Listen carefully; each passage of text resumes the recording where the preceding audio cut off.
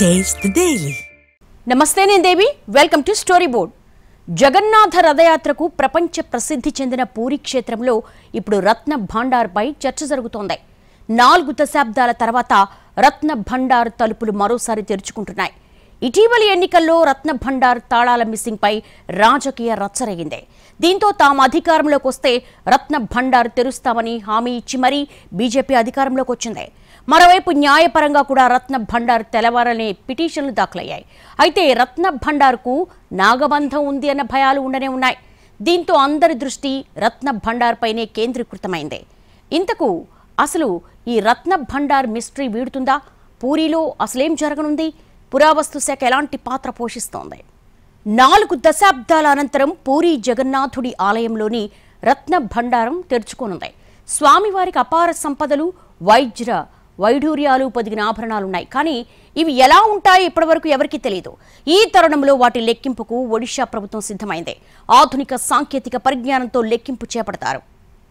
పూరి జగన్నాథ దేవాలయం ప్రాచీన ప్రముఖ హిందూ దేవాలయం.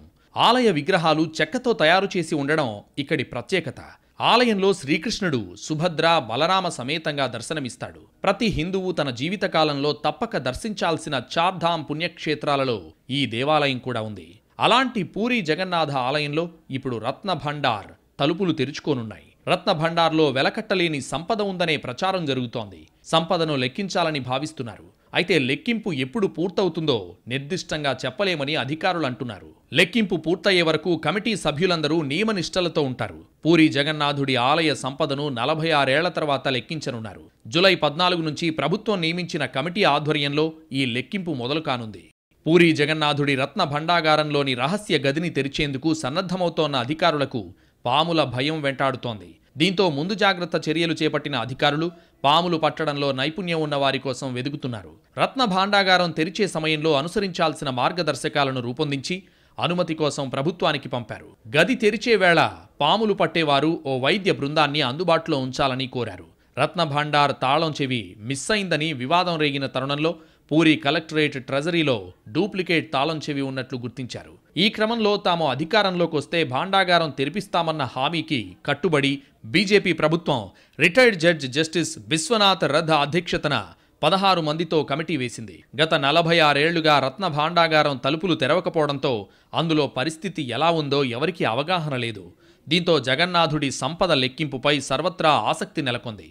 ఆలయ కింది భాగంలోని రత్న భాండాగారం తెరిచిన తర్వాత సంపద లెక్కింపు, ఆభరణాల భద్రత, మరమ్మతులపై ప్రభుత్వానికి జస్టిస్ బిశ్వనాథ్ రథ్ కమిటీ ఓ నివేదికను అందజేయనుంది.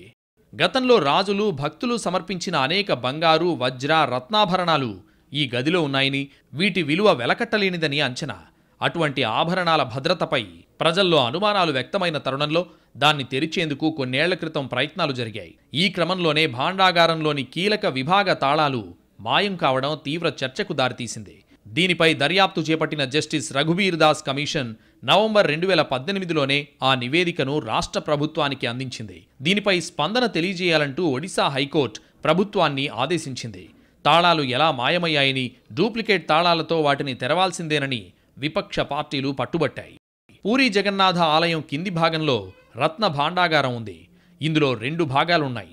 12వ శతాబ్దంలో రాజులు సమర్పించిన అనేక వజ్ర రత్నాభరణాలు ఈ గదిలో ఉన్నాయి.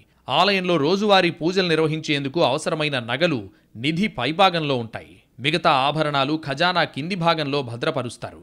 లోపలి భాగంలో వెలకట్టలేనంత అపార సంపద ఉందని భావిస్తుంటారు. అయితే దీని తాళాలు మాత్రం కొన్నేళ్లుగా కనిపించకుండా పోయాయి. దీంతో ఆ ఆభరణాలు భద్రంగా ఉన్నాయా లేదా అన్నదానిపై భక్తుల నుంచి అనుమానాలు వ్యక్తమవుతున్నాయి. ఈ తరుణంలో హైకోర్టు ఆదేశాల మేరకు భాండాగారం తలుపులు తెరిచేందుకు 2018 ఏప్రిల్ 4న నిపుణుల బృందం పరిశీలనకు వెళ్లింది. అయితే రహస్య గది తాళం చెవి లేకపోవడంతో లోపలకు వెళ్లలేకపోయింది. కిటికీ ద్వారా వెలుపల నుంచి పరిశీలించిన బృందం పైకప్పుల పెచ్చులు ఊడటం, గోడల్లో తేమ ఉండడాన్ని గమనించారు. వెంటనే మరమ్మతులు చేయకపోతే భాండాగారానికి ముప్పు ఉందని హెచ్చరించారు. ఇది జరిగిన కొన్నాళ్లకు ఆ గదికి సంబంధించిన డూప్లికేట్ తాళం లభ్యమైందని ప్రభుత్వం వెల్లడించింది. 1978లో ఓసారి ఆ గదిని పరిశీలించిన బృందంలో మిశ్రా కూడా ఒకరు. ఆ సమయంలో విలువైన నగల వివరాలన్నింటినీ పొందుపరిచారు. తమిళనాడు, గుజరాత్లకు చెందిన కంసాలీలను రప్పించినప్పటికీ ఆ ఆభరణాల విలువను మాత్రం లెక్కగట్టలేకపోయారు. తిరిగి 1985లో ఆ రత్న భాండాగారాన్ని తెరిచి చూసినప్పటికీ కొత్త జాబితాను మాత్రం రూపొందించలేదు. జగన్నాథుడి సన్నిధిలో విలువైన ఆభరణాలకు సంబంధించి ఒడిశా అసెంబ్లీలోనూ చర్చ జరిగింది. 1978లో రూపొందించిన జాబితా ప్రకారం 12,831 భరీల బంగారం, 22,153 భరీల వెండితో పాటు అత్యంత విలువైన రాళ్లతో కూడిన బంగారు ఆభరణాలు, ఇతర నగలు ఉన్నాయి. ఎంతో విలువైన రాళ్లతో కూడిన 22,153 భరీల వెండి కూడా నిపుణులు గుర్తించారు. వీటితో పాటు వెండి ఉపకరణాలు ఉన్నాయి. ఒక భరీ సుమారు 12 గ్రాములతో సమానం. అయితే పలు కారణాల వల్ల 14 బంగారు, వెండి ఆభరణాలను కొలవలేకపోయినందున వాటిని ఈ జాబితాలో పొందుపరచలేదని చెప్పారు. పూరి జగన్నాథుని రత్న భాండాగారం తెరవాలని పురావస్తు శాఖ ఆలయ యంత్రాంగానికి సూచించింది. 12వ శతాబ్దం నాటి ఈ భాండాగారం లోపలి స్థితిని అధ్యయనం చేయాలని, మరమ్మతులు తప్పనిసరిగా చేపట్టాల్సి ఉందని అందులో పేర్కొంది. ఈ మేరకు ఆలయ పాలనాధికారితో పాటు రాష్ట్ర న్యాయశాఖ కార్యదర్శికి కూడా లేఖలు రాసింది. చాలా కాలంగా రత్న భాండాగారం తెరవనందున లోపలి పరిస్థితి ఎలా ఉందన్నది స్పష్టత లేదు. హైకోర్టు ఆదేశాల మేరకు భాండాగారం తలుపులు తెరిచేందుకు 2018 ఏప్రిల్ 4న నిపుణుల బృందం పరిశీలనకు వెళ్ళింది. అయితే రహస్య గది తాళం చెవి లేకపోవడంతో లోపలకు వెళ్లలేకపోయింది. అప్పట్లో కిటికీ ద్వారా వెలుపల నుంచి పరిశీలించారు. సమగ్ర అధ్యయనం చేపట్టిన పురావస్తు శాఖ మరమ్మతులు చేపట్టాల్సిన అవసరం ఉందని, కాబట్టి తలుపులు తెరవాల్సిన అవసరం ఉందని యంత్రాంగానికి రాసిన లేఖలో సూచించింది. పూరి జగన్నాథునికి 12వ శతాబ్దంలో రాజులు సమర్పించిన అనేక వజ్ర, రత్నాభరణాలు ఈ గదిలో ఉన్నాయి. వెలకట్టలేనంత అపార సంపద ఉందని స్థానికులు చెబుతుంటారు. అయితే ఆ ఆభరణాలు భద్రంగా ఉన్నాయా లేదా అన్న దానిపై భక్తులు అనుమానం వ్యక్తం చేస్తున్నారు. లెక్కింపు చేపట్టాలని ఇతర సంఘాలు సైతం డిమాండ్ చేస్తున్నాయి. పురాతన నివేదికలు ఉన్న వివరాల మేరకు ఆభరణాలన్నీ ఉన్నాయా అన్నది స్పష్టం చేయాలని అంతా కోరుతున్నారు. ఒకసారి రహస్య మందిర తలుపులు తెరిస్తే ఖచ్చితంగా లెక్కింపు జరుగుతుందని భక్తులు భావిస్తున్నారు. చివరిసారిగా 1978, 1982లో ఈ భాండాగారాన్ని తెరిచారు. అప్పట్నుంచి భాండాగారం మూసివేసే ఉంది. ఈ తలుపులు తెరిచే అంశంపై అసెంబ్లీలో గతంలో చర్చ కూడా జరిగింది. కేరళ అనంత పద్మనాభస్వామి ఆలయం గురించి ప్రత్యేకంగా చెప్పక్కర్లేదు. ఇక్కడ ఆలయంలో భారీగా బంగారు నిధి ఉందని అప్పట్లో ప్రచారం జరిగింది. అక్కడ 4 గదులు ఉండగా 4వ దాన్ని ఇప్పటి వరకు ఓపెన్ చేయలేదు.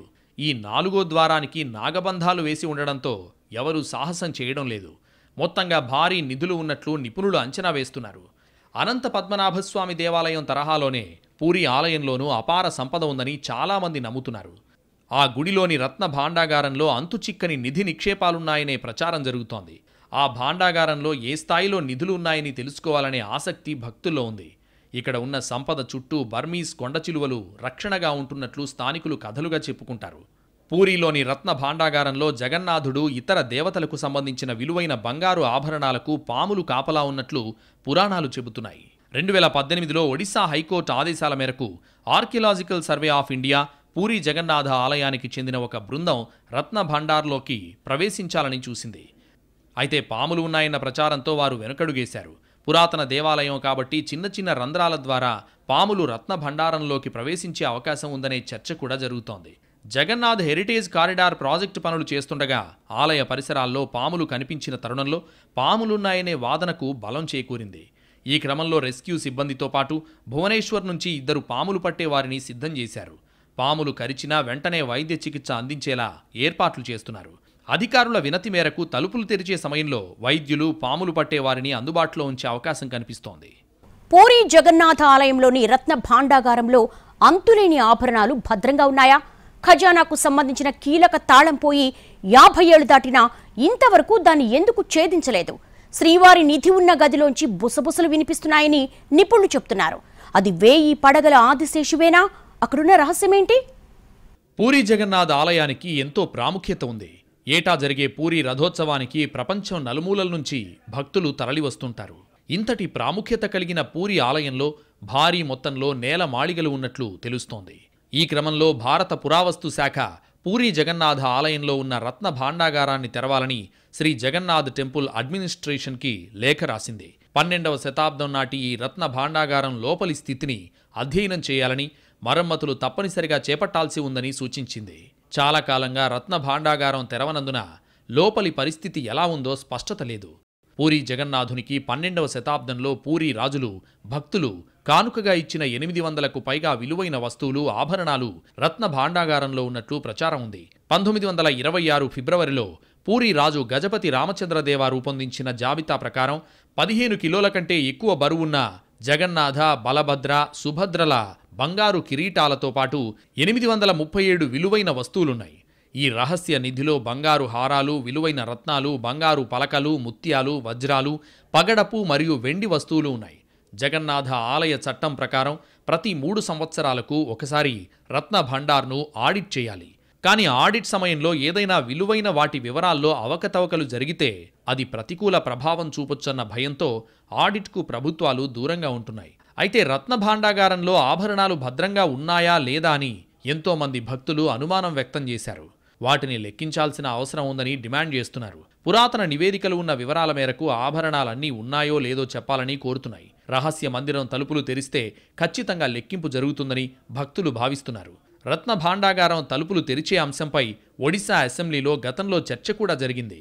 ఈ క్రమంలో రత్న భాండాగారాన్ని తెరవాలని పురావస్తు శాఖ సూచించడం హాట్ టాపిక్గా మారింది. 1978 తర్వాత తొలిసారిగా ఈ రత్న భాండాగారాన్ని తెరవబోతున్నారు. చాలా సందర్భాల్లో ఈ రత్న భాండాగారాన్ని తెరిచేందుకు ప్రయత్నించినా పాముల భయంతో చాలామంది లోపలికి వెళ్లలేకపోయారు. పురాతన దేవాలయాల్లోని ఖజానాలకు పాములు కాపలా ఉంటాయనే నమ్మకం ఉండడంతో ఇందులోకి వెళ్లేందుకు చాలామంది భయపడుతున్నారు. దీనికి తోడు ఇటీవలి పూరీ జగన్నాథుని రథయాత్రలో అనేక అపశృతులు చోటు చేసుకున్నాయి. చాలామంది భక్తులు గాయాల పాలయ్యారు. రత్న భాండాగారాన్ని జూలై 14వ తేదీన తెరవాలని ఒడిశా ప్రభుత్వం నిర్ణయం తీసుకుంది. ఈ భాండాగారం ఎంతో రహస్యమైన గది. ఇందులో అనేక అమూల్యమైన ఆభరణాలున్నాయి. ఈ భాండాగారంలోని 5 పెట్టెల్లో ఉన్న అమూల్యమైన ఆభరణాలను లెక్కించేందుకే ఈ నెల 14న దీన్ని తెరవబోతున్నారు. ఆ సమయంలో అనుసరించాల్సిన మార్గదర్శకాలను అధికారులు ప్రభుత్వానికి నివేదిక పంపించారు. గతంలో రాజులు, భక్తులు సమర్పించిన అనేక బంగారు, వజ్ర, రత్నాభరణాలు ఈ రత్న భాండాగారంలో ఉన్నాయని చాలామంది భావిస్తున్నారు. వీటి ధర వెలకట్టలేమని కూడా అంచనా వేస్తున్నారు. అసలు తాళాలు మిస్ కావడంతో డూప్లికేట్ తాళాలతో రత్నభండార్ తలుపులు తెరవాలని ఫిక్స్ అయ్యారు. ఒకవేళ డూప్లికేట్ తాళం పనిచేయకపోతే తాళాన్ని పగలగొట్టి రహస్య గదిని తెరవాలని నిర్ణయించారు. 46 ఏళ్ల క్రితం 1978లో చివరిసారిగా రత్న భాండాగారాన్ని తెరిచారు. అప్పట్నుంచి మూసి ఉన్న రహస్య గదిని మళ్లీ జూలై 14న తెరవాలని ఒడిశా ప్రభుత్వానికి సిఫారసు చేయాలని జస్టిస్ బిశ్వనాథ్ రథ్ అధ్యక్షతన ఏర్పాటు చేసిన ఉన్నత స్థాయి కమిటీ నిర్ణయించింది. పూరీలో జరిగిన కమిటీ సమావేశంలో ఈ మేరకు ఏకగ్రీవంగా నిర్ణయం తీసుకున్నారు. జూలై 14వ తేదీలోగా రత్న భాండాగారం రహస్య గది డూప్లికేట్ తాళాన్ని కమిటీకి అప్పగించాలని శ్రీ జగన్నాథ్ ఆలయ యంత్రాంగం ప్రధాన అధికారిని కమిటీ ఆదేశించింది. పూరీ జగన్నాథుని రత్న భాండాగారం తెరిపించి స్వామి సంపద లెక్కింపు, భాండాగారం మరమ్మతును పర్యవేక్షించడానికి ప్రభుత్వం జస్టిస్ బిశ్వనాథ్ రథ్ అధ్యక్షతన ఈ కమిటీని ఏర్పాటు చేసింది. దశాబ్దాలుగా రహస్య గదిలో నిక్షిప్తమై ఉన్న ఆభరణాలు, వజ్రాలు, కిరీటాలు, కెంపులు, పచ్చలు, గోమేధిక, పుష్యరాగాల బరువు, నాణ్యత తమ సంఘం అంచనా వేయలేదని జస్టిస్ బిశ్వనాథ్ రథ్ తెలిపారు. ఈ సంపద పరిశీలించడానికి నిపుణుల అవసరం ఉన్నందున మరో సంఘం నియమించడానికి మార్గదర్శకాలు జారీ చేస్తామన్నారు. సంఘం ఏర్పాటు చేసే బాధ్యత శ్రీ క్షేత్ర పాలక వర్గంపైనే ఉంటుందన్నారు. రథయాత్ర సమయంలోనే భాండాగారం తెరిపిస్తామన్న జస్టిస్ రథ్ సంపద లెక్కింపు, మరమ్మతులు ఒకేచోట సాధ్యం కాదన్నారు. ఆభరణాలు మరో చోటుకు తరలించి సీసీ కెమెరాలు, ప్రత్యేక పోలీస్ విభాగాల సమక్షంలో లెక్కింపు, నాణ్యత పరిశీలన జరుగుతుందన్నారు. దీనికోసం మరిన్ని మార్గదర్శకాలు ప్రకటిస్తామన్నారు. గట్టి భద్రత మధ్య భాండాగారం వెలుపల లెక్కింపు, మరోవైపు భాండాగారం మరమ్మతులు జరుగుతాయన్నారు. దీనికి ఎంత వ్యవధి పడుతుందన్నది ఖచ్చితంగా చెప్పలేమన్నారు. 1978లో జరిగిన లెక్కింపునకు 70 రోజుల వ్యవధి పట్టిందన్నారు. ప్రస్తుతం ఆధునిక పరిజ్ఞానం అందుబాటులో ఉన్నందున ఈ పనులు త్వరగా జరుగుతాయన్న అంచనా ఉందన్నారు. దీనివల్ల జగన్నాథుని సేవలు, భక్తుల దర్శనాలకు అంతరాయం కలగకుండా ఏర్పాట్లు జరుగుతాయన్నారు. ఇటీవల ఒడిశా అసెంబ్లీ ఎన్నికల సందర్భంగా రత్న భాండాగారం ఉన్న రహస్య గది అంశం రాజకీయంగా ప్రధాన అంశంగా మారింది. తాము అధికారంలోకి వస్తే రత్న భాండాగారం ఉన్న రహస్య గదిని తెరుస్తామని అప్పట్లో బీజేపీ హామీ ఇచ్చింది. ఆభరణాల లెక్కింపు, రత్న భాండాగారం మరమ్మతులు చేయిస్తామని తెలిపింది. ఈ తరుణంలో రథయాత్ర జరుగుతున్న సమయంలోనే రత్న భాండాగారం రహస్య గదిని తెరవాలని నిర్ణయం తీసుకున్నారు. దేశంలో ఇన్ని ప్రముఖ ఆలయాలుంటే కేవలం అనంత పద్మనాభస్వామి ఆలయంలోని నేలమాళిగకు, పూరీ ఆలయంలోని రత్న భాండార్కు మాత్రమే నాగబంధం ఉందన్న చర్చ ఉంది. ఇంతకీ నాగబంధం ఏంటన్నది మాత్రం హాట్ టాపిక్ అయిపోయింది. నాగబంధం అనేది పూర్వకాల ప్రక్రియ. ఇది చాలా ప్రత్యేకంగా ఉంటుంది. ముందుగా విలువైన నిధులను ఓ గదిలో ఉంచి అందులో విషవాయువులను, అత్యంత కాలకూట నాగులను మంత్రాలతో బంధించి ఆ నిధికి కాపలాగా ఉంచుతారు. అలాంటి గదిని తెరవాలంటేనే మామూలు మనుషులైతే తెరవలేరు. నిధిని కాపాడే మంత్ర విద్యనే నాగబంధం. ఈ నాగబంధం ప్రభావం 100 ఏళ్లపాటు ఉంటుంది. అందుకే మహామహా మాంత్రికులు కూడా అటువైపు వెళ్లాలంటేనే భయపడిపోతారు. అనంత పద్మనాభస్వామి ఆలయంలో అయినా, పూరి రత్నభాండార్లో అయినా ఇలాగే ఉండొచ్చన్న అంచనాలున్నాయి. అందుకే రత్నభాండార్ను తెరిచేందుకు నాగబంధం తెరవగలిగే వారి కోసం వెతుకుతున్నట్లు తెలుస్తోంది. పూరి జగన్నాథ ఆలయ ఖజానాలో విలువైన ఆభరణాలున్నాయి. కేసరి, గంగా వంశాల రాజులు, సూర్యవంశీ, భోయి రాజవంశాల రాజులు, నేపాల్ పాలకులు వెండి, బంగారం, రత్నాలు, విలువైన వస్తువులు జగన్నాథుడికి విరాళంగా ఇచ్చారు. రాజు అనంగ భీముదేవ్ పూరి జగన్నాథుడికి బంగారు ఆభరణాలు సిద్ధం చేయడానికి 1,25,000 తులాల బంగారాన్ని విరాళంగా ఇచ్చారని ఆలయ చరిత్రను వివరించే మదాల పంజీ చెబుతోంది.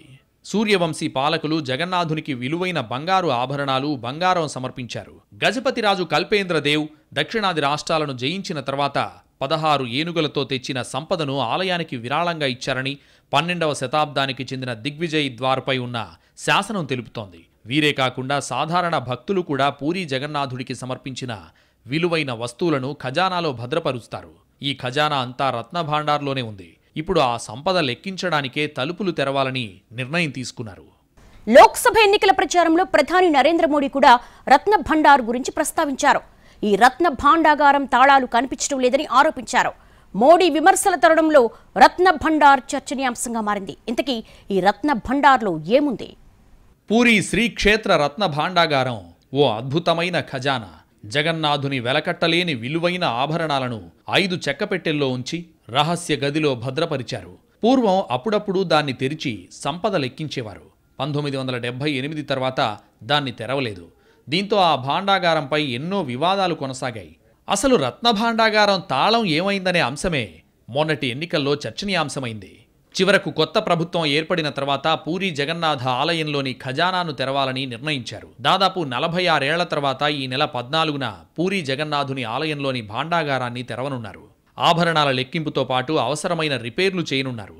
రాష్ట్ర ప్రభుత్వం నియమించిన జస్టిస్ బిశ్వనాథ్ రథ్ కమిటీ భాండాగారాన్ని తెరవాలని ఏకాభిప్రాయం వ్యక్తం చేసింది. ఈ నెల 14న భాండాగారం తెరిచేలా ప్రభుత్వానికి సిఫారసు చేస్తూ కమిటీలోని 16 మంది సభ్యులు తీర్మానం చేశారు. భాండాగారం తెరవడంతో పాటు సంపద లెక్కింపు, ఆభరణాల భద్రతపై ప్రభుత్వానికి నివేదిక ఇవ్వనుంది కమిటీ.